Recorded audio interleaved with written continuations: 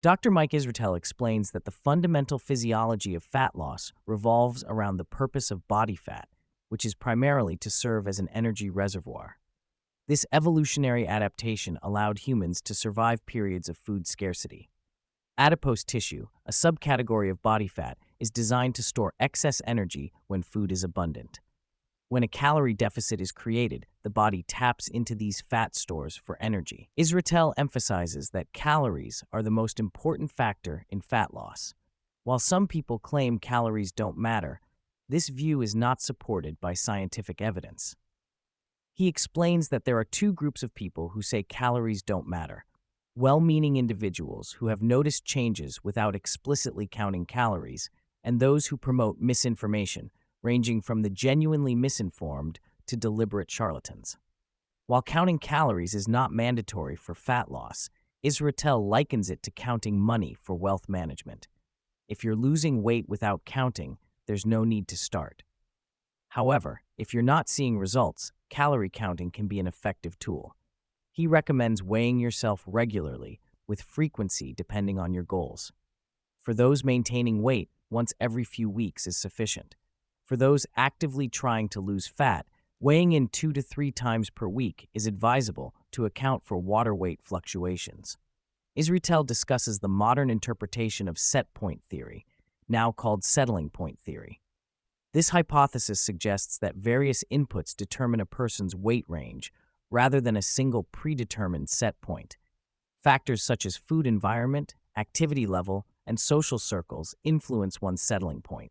He explains how changes in these factors, like moving to a more obesogenic environment, can shift one's settling point upward. Protein is essential for maintaining muscle mass during fat loss. Israetel recommends consuming between 0.5 to 1 gram of protein per pound of body weight daily. For carbs and fats, he explains that their ratio is less critical for fat loss as long as minimum levels of both are met. The choice between higher carbs or higher fats can be based on individual preference and activity levels. He advises getting fats primarily from poly and monounsaturated sources, with about 1/3 coming from saturated fats. While diet is the primary driver of fat loss, exercise plays a supporting role.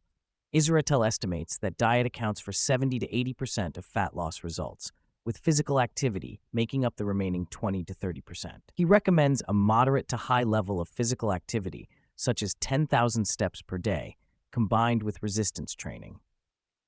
This approach allows for more food intake while still maintaining a calorie deficit.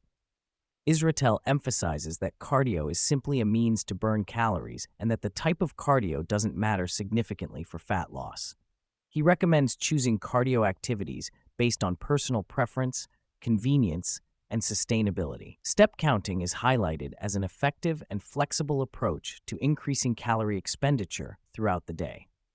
While resistance training doesn't directly contribute much to calorie burning, it plays a crucial role in preserving muscle mass during fat loss. Israetel advises maintaining training intensity during a fat loss phase, although progress may slow down. He notes that in some cases, especially for beginners, it's possible to gain muscle while losing fat simultaneously.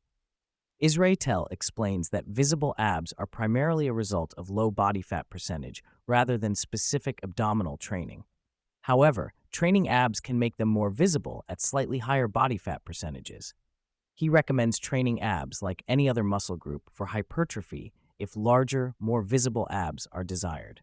Israetel is skeptical of most fat loss supplements, stating that they generally have minimal effects. He mentions that stimulants like caffeine can have a marginal impact on reducing appetite and improving mental clarity, but tolerance develops quickly. The most effective supplements for fat loss are modern anorectic drugs like semaglutide, which significantly reduce hunger and have shown impressive results in clinical trials. The primary reason people fail at diets, according to Israetel, is that evolution has designed humans to seek out and consume calorie-dense foods. The abundance of highly palatable foods in modern environments makes it challenging to adhere to a calorie-restricted diet. Other factors contributing to diet failure include setting unrealistic goals, lack of sustainable habits, and failure to transition properly after the diet ends. Israetel offers several strategies to improve diet adherence. 1. Reduce food palatability. Gradually decrease the tastiness of meals to naturally reduce calorie intake. 2. Increase food volume. Focus on foods that are filling but low in calories, such as vegetables and fruits. 3. Stay hydrated. Drink water before meals to help with satiety. 4. Plan ahead. Have go-to meal options and strategies for eating out. 5. Use artificial sweeteners. These can help satisfy sweet cravings without adding calories. 6. Incorporate low-calorie treats. Options like Halo Top ice cream or protein pastries can help satisfy cravings while staying within calorie limits. Israetel stresses the importance of proper diet transitions and maintenance phases. After reaching a fat loss goal, he recommends slowly increasing calorie intake back to maintenance levels while keeping food choices similar to those during the diet phase. This transition should last 2 to 3 weeks before reintroducing higher palatability foods. He advises maintaining weight for a period equal to 2/3 to 1 times the length of the diet phase before considering another fat loss phase. Throughout the conversation, Israetel emphasizes the importance of consistency and forming sustainable habits.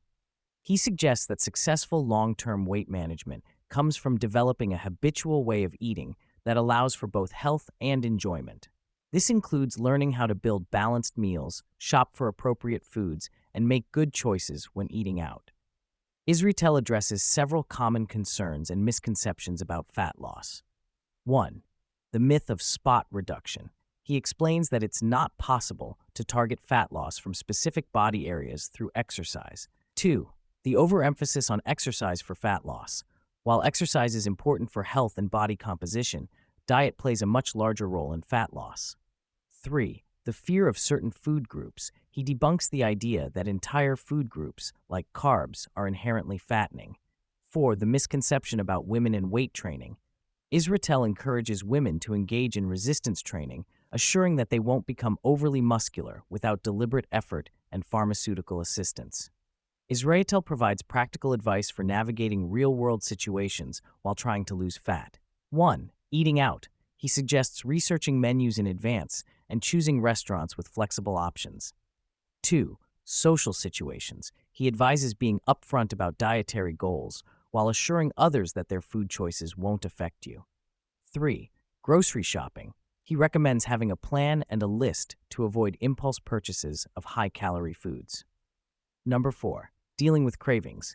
He suggests strategies like using artificial sweeteners or low-calorie alternatives to satisfy cravings. Israetel briefly discusses the potential of modern pharmacology in addressing obesity. He mentions drugs like semaglutide and tirzepatide, which have shown promising results in clinical trials for weight loss. While he acknowledges their effectiveness, he also notes that these drugs are not a replacement for developing healthy eating habits and lifestyle changes. Dr. Mike Israetel provides a comprehensive overview of fat loss, emphasizing the importance of calorie balance, consistent habits, and a sustainable approach. He debunks common myths and offers practical strategies for successful fat loss and long-term weight management. Throughout the conversation, he stresses the need for individualization and the importance of finding an approach that works for each person's lifestyle and preferences. Israetel's evidence-based perspective provides a balanced and realistic view of fat loss, acknowledging both the challenges and the potential for success with the right approach.